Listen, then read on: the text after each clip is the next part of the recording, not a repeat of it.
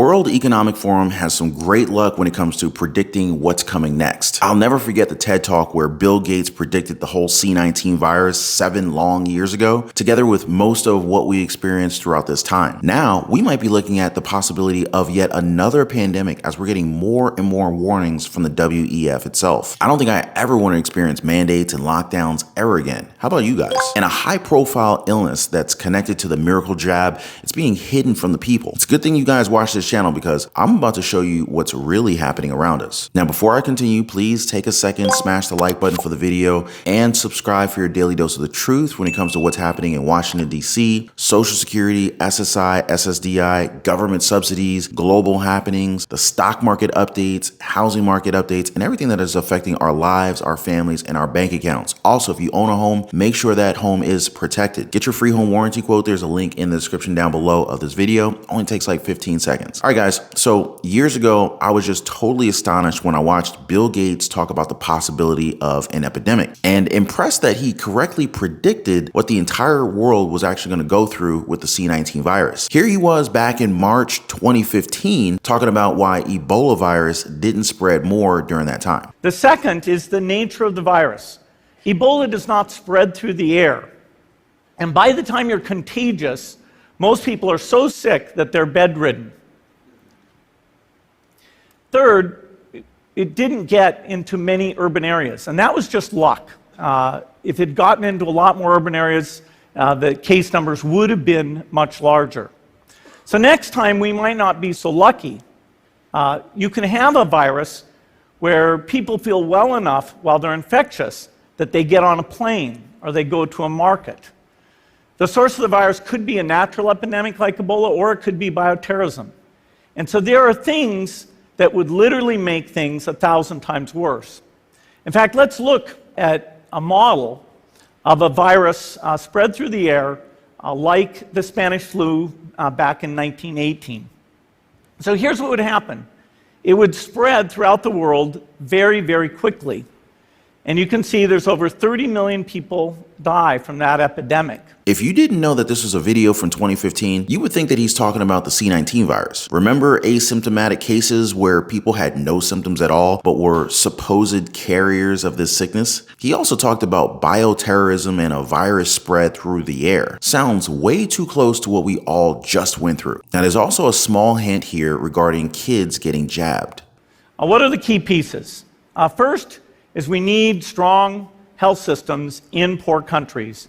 That's where mothers can give birth safely, kids can get all their vaccines. Now, you might think that I'm stretching the truth on this one and that he was most probably talking about a different vaccine, but it's hard to remove the fact that vaccines played a major role with this health crisis that we went through. There were mandates and rules that were placed upon the entire globe that just seemed very one-sided at the time. Was any of this planned? We can't say for certain, but things lined up pretty dang well. As I remembered this talk from Gates, it prompted me to check the World Economic Forum's website. They ain't hiding this stuff, y'all. And would you look at that, early in February, and they have articles like this one. How to prevent shortages of critical supplies during a pandemic. Now, I'm not sure if we can collectively say that the pandemic is over, but it certainly seems as if they're preparing for yet another one. Should we now stockpile masks, face shields, toilet paper? Just asking. Because it sure seems like they're trying to tell us something right here. And since their site has a feature that can backtrack previous reports, I found this one under the 2020 Global Risk Report where they say that health systems are under new pressures. It says here that, quote, progress against pandemics is also undermined by vaccine hesitancy and drug resistance, making it increasingly difficult to land the final blow against some of humanity's biggest killers, end quote. Now, as you can see, vaccine hesitancy is a problem for them. But do you know what might be a bigger problem? To see people who got the jab and then suddenly suffered from a sickness that's hard to explain. You're not going to see this on many channels here on YouTube, and to be honest, this news broke out late last year. This is not new news, and it's such a high-profile case that I'm astonished as to why it wasn't widely spread throughout the media. The eldest daughter of the King of Thailand suddenly collapsed last year due to a possible heart condition. Now, just to get it out the way, the princess is a fitness enthusiast and was obviously in good shape at the age of 44. To date, She's still in a coma, and her collapse happened 23 days after getting a booster shot from the C-19 virus. Let's listen to this professor who was one of the people who talked about blood clots when it came to the miracle drug. And just like others before him, he was censored and also suppressed. But now the professor is becoming a point person for top advisors of the Thai government as they want to unravel what really happened. They said, if you are coming to Thailand, I am still a Thai, by the way. I am Thai German. We will connect you with authorities and advisors to the highest authorities in Thailand. And this is what happened. And so I had the opportunity, the first opportunity in 3 years, to talk to the top advisors of a government in any country. He also said that Thailand may become the first country to nullify the contract between Pfizer and a country when it comes to these vaccines. Why would they do that? Well, he also talked about the princess and what he thinks was the main cause for her condition. Something happened, in December.